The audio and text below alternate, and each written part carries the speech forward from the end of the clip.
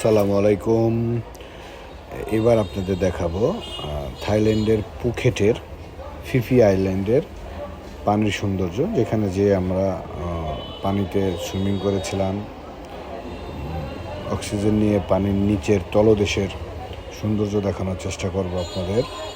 আমার সাথে ছিল আমার দুলাভাই জনি সিন্স।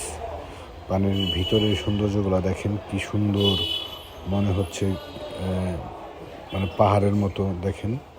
এবং ওখানে দেখা যাচ্ছে ওই কালো কালো একটা কাটা কাটা একটা প্রাণী, ওইটা একটা প্রাণী, ওটা অনেক পায়ে লাগলে অনেক ব্যথা লাগে। জনি সিন্স ভাই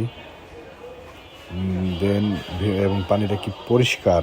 জনি সিন্স ভাই আমার দুলাভাই, তাকে দেখা যাচ্ছে একটু দম ছেড়ে নিচ্ছে, আবার নিচে ডুব দিয়ে দেখানোর চেষ্টা করতেছে।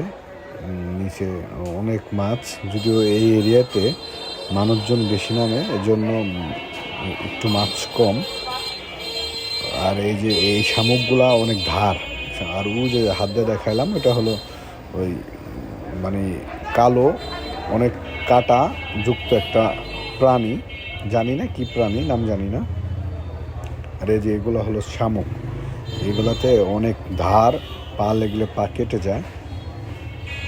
আরও ভিতরে সামনের দিকে যাওয়ার চেষ্টা করতেছি। এখন আমি আবার একটু দম নিলাম,